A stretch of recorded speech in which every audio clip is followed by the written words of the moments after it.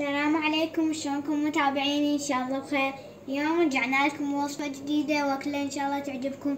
اليوم راح نسوي لكم المحلبي بالكراميل بأسهل طريقة.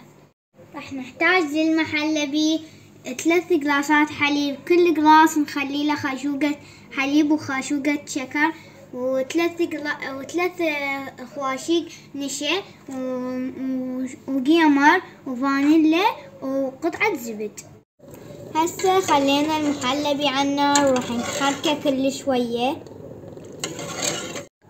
هسه راح نخلي للكراميل خاشوقة نشا على هالحليب.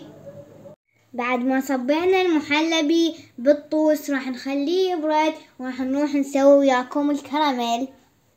راح نخلي الشكر على نار عالية يتكرمل على راحته وما نحركه أبد.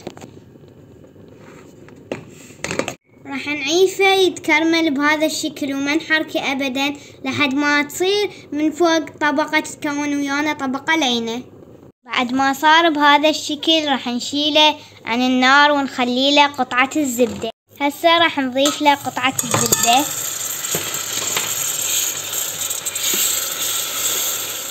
هسه نخلي الحليب شوية شوية. طبعا هذا صار ويانا القوام المطلوب، راح نخليه فوق المحلبي.